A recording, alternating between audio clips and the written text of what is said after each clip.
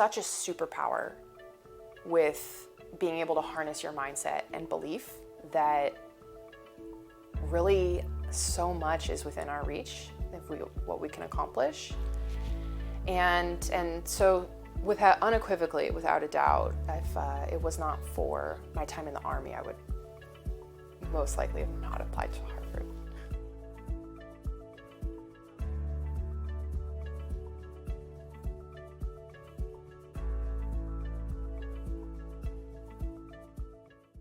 It's surprising to my family that I ended up joining the military. It's even surprising to myself. I'm of the 9/11 generation. It happened when I was in high school. It was a very impactful event for me.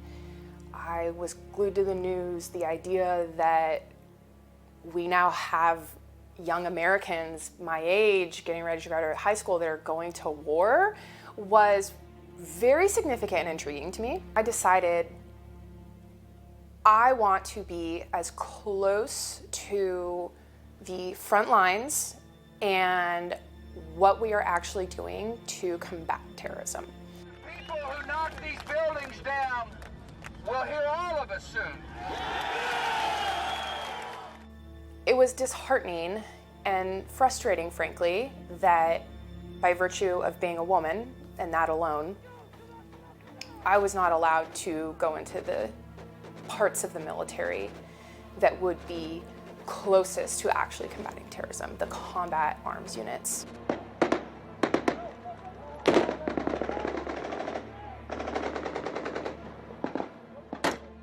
The Cultural Support Team was a program started by the Army Special Operations Program, and it was birthed out of many years of our time in Afghanistan, where you have special operation forces like Special Forces, Army Rangers, Navy SEALs who are working in Afghanistan going after high-value targets from Al-Qaeda and the Taliban.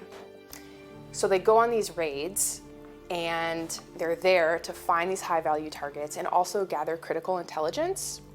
But one thing that they were missing was being able to engage with the women and children on target. Because of the Afghan culture, the American forces were not allowed to talk to the women and children. The women know what's going on in their village, they know what's going on in their homes, and so we were leaving potentially tons of vital intelligence that they know just untapped. So if it's only women who could talk to these Afghan women, then they need to recruit only women to do this job. And at the time, there weren't women in any of these special operation units.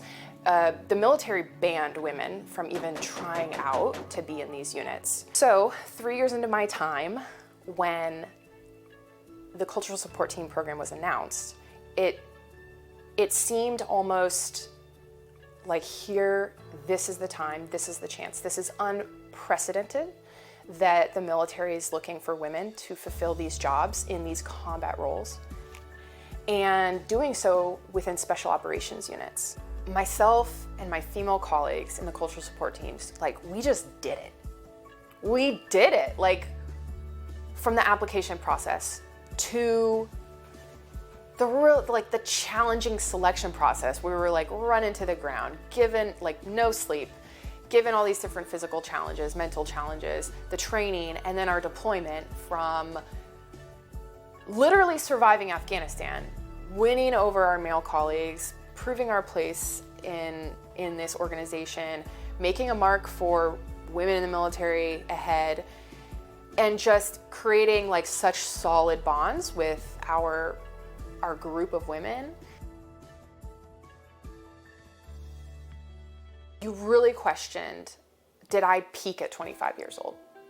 Is the most consequential thing that I'm going to accomplish already done? And kind of grappling with what do I do now was challenging. The reasons why I decided to leave were very, very challenging to come to.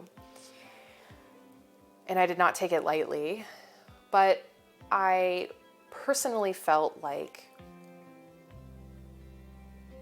it's a hard, fast, demanding life.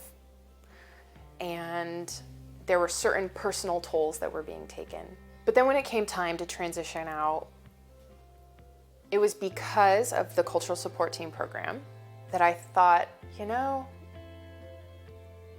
there's no reason to put limits. I'll apply to Harvard Business School and Harvard Kennedy School of Government. I ended up getting into both. Being out for 2.5, almost 3 years now, it took probably 1.5 years for me to start to feel better. There is a sudden loss of community identity purpose, and you go from an organization where like literally your squad leader or your whoever's in charge of you, their job is to have their personal accountability of you every day. And then you go to the civilian world where no one needs to call you, no one needs to check up on you.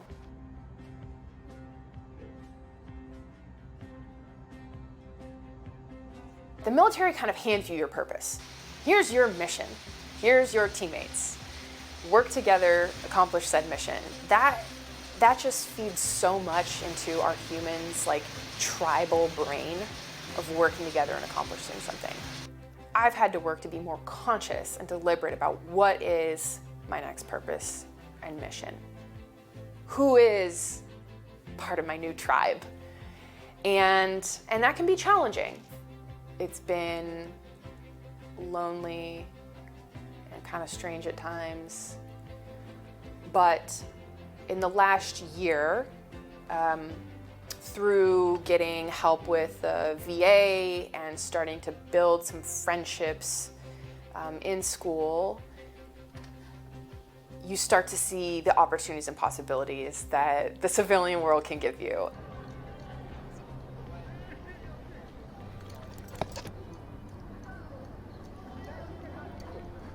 So even though it's kind of complicated stepping from the military world to the Ivy League world, there's just a lot of power in it.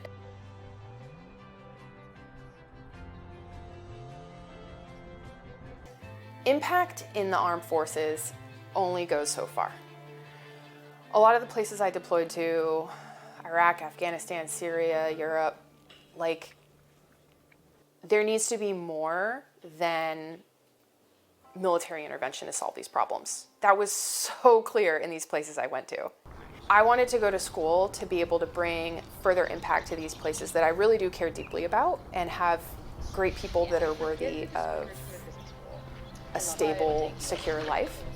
And to me, that looked like transitioning from the security apparatus to other apparatuses of development, like in economic development and economic opportunities in these places.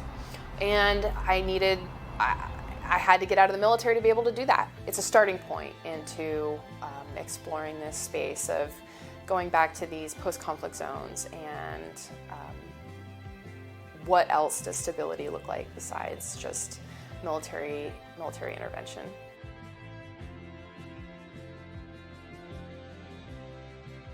The Cultural Support Team program, seeing that through and being successful in it